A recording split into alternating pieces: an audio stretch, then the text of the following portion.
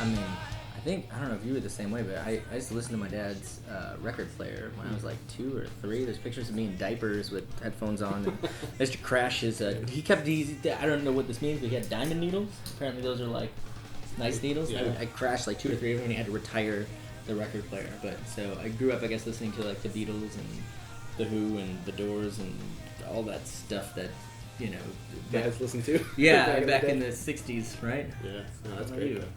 Same for me. I used to listen to my parents' records, and my dad played guitar, and my granddad played guitar, so I kind of just grew up around it. So naturally, you play guitar. Yeah. Actually, I got a drum set when I was 5, and then I got a guitar when I was 8, and I hated the guitar. Really? I didn't want to mess with that thing, because it was like, chords were hard, drums were Oh, this, yeah, you know? yeah. It was like Till you get the calluses. easy. Yeah.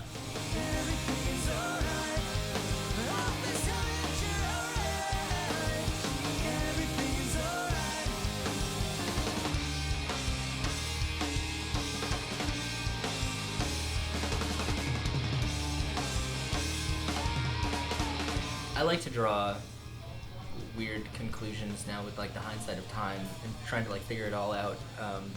I do know like a really weird, and I've never like talked about this, but I used to have like a speech, like a stutter, and I went to this. This is a long story, but I'll try to make it concise. But I went to a speech therapist, and after a while of doing stuff, she told me about some country singer that had this amazing stutter. I don't know if you'd call it amazing, but whenever he was singing, he didn't have it, but when he talked, he did. And I forget who this is, but she suggested that I just learn some of my favorite songs, but at the time, it was all like, it was just rap music. So I was listening to Beastie Boys, Public Enemy, Fat Boys was a big one. And so just by learning all of those songs and like doing them all, it ended up helping me not stutter anymore. And I feel like that was my first real love in terms of music that I chose myself. You know, this is like the early 80s, I think, early mid 80s. But yeah, and then so I don't know, but I feel like some of that has maybe come into our music by trying to like, I don't like rap or anything, but I think it's like a lot of words in a very short amount of time. You know, I don't know. That's what I think of.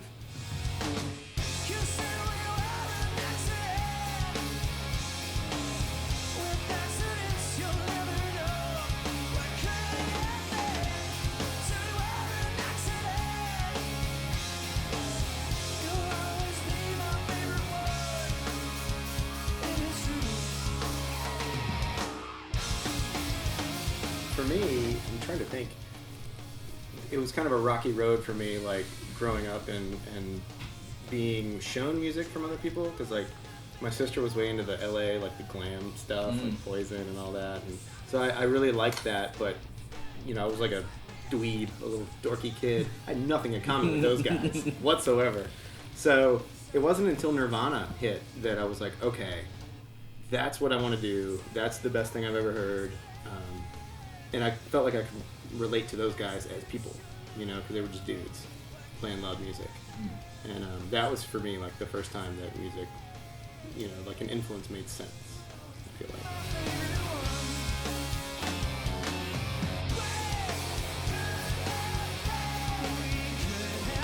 I feel like Commit This to Memory holds a special place for me. Just, you probably wouldn't agree with that. I don't know. I mean, a special place, yes, but was it fun for you? I don't know. I can't. It was hard for me to remember because I was kind of like, I was working on my life and myself and making a record, and so it was a transitional period for me. So a lot of it's blurry, but I do think it was really fun. That felt like the first time we had like a big. I mean, it was the first time like all of us together from scratch built an entire album from nothing.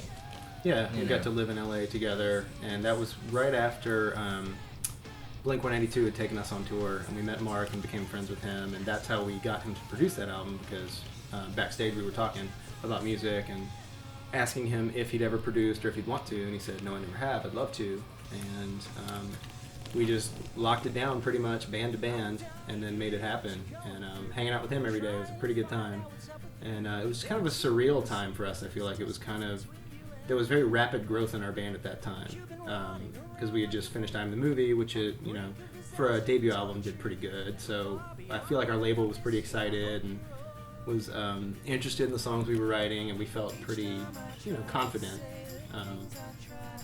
And that was just a time. It just felt like momentum and positivity and all sorts of stuff. You pulled away from me in every single way. You don't hear anything at all. At all. At all. But then we just made this last album that's coming out very soon, Panic Stations, and we tracked it live, and that was a whole new thing, which is crazy to say because we're a band and that's what we do, we play live, but we had never actually tracked as a band. Yeah, and I don't think we were like shying away from it. We just never really thought of it as an option. Yeah. And then, people had been telling us that like various producers and even like fans have come up to us and say, "Oh, you guys are like way better live than your albums," which is a weird thing for people to say, but like that's happened. And so I feel like it's just over the years we kind of gotten this idea, and then when we talked to John and Yellow about producing the record, he said, he suggested you guys should do it live. At least that's how I remember it. And I think, and I'm like, okay, well, why don't we try this? And it actually was a lot.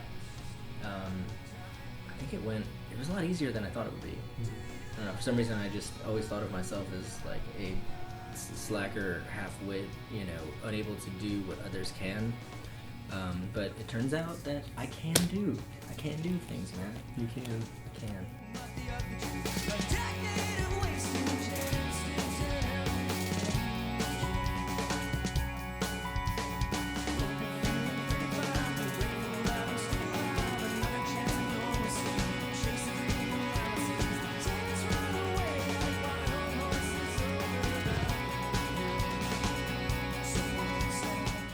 Go, the last record, Timelines, was a song that I think it even had different melodies to begin with, and then finally I kind of found the melody, and then I think there were another like maybe 4 or 5 different versions. We recorded a version, had it ready to go, and then everybody kind of I think had the same feeling but didn't say anything, and then we all kind of like said, you know what, this isn't right.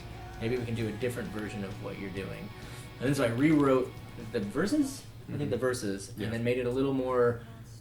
I was getting real specific and real dark, and it still is dark and specific, but it's a little more broader than I think. I don't know. I think what was the line that the gross one? I don't want to talk about it. The whiskey stench of open sores, I think, was a line that I changed to something of sycamores. We can't do that. Yeah. So it just got I feel a little sick every time I hear the song. It's time to lose control. Whoa, whoa. It's time to lose control. Whoa, whoa. It's time to lose control.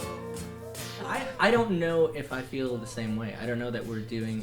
I always feel, well, at least nowadays, I feel like there's always more that we can do or I can do, and it might be that I'm a bit of an obsessive person, but I don't know. I guess yes. Sometimes, like, looking back, we did play a lot of shows in 1 year, a lot of shows in many years, but I feel like in the last couple of years maybe we've calmed down a little bit, but. I don't know. It's like I think playing live is just the thing that we do best, or that we excel at, or that it just seems to be this thing. Whoa, whoa. It's time to lose control. Whoa, whoa. It's time to lose control. I don't know how everybody else writes, but I feel like a lot of what I do is just instinct. At least I'm finding myself going toward that more and more these days, and like, we'll be writing something, and usually I'd say within a few minutes I've got a melody that's either worth a damn or not, and like we know if we like that, or people just aren't telling me. But I think, and then like a word or a phrase or something will come up, and it'll just keep happening, and then once I find that, I sort of investigate it a little further and figure out, what does this mean? What is this? And then once I find out what I think the song is about, then I try to write that song. Whoa, it's time to lose control. Whoa, whoa, whoa. It's time to lose control. Whoa, whoa, whoa. It's time to lose control.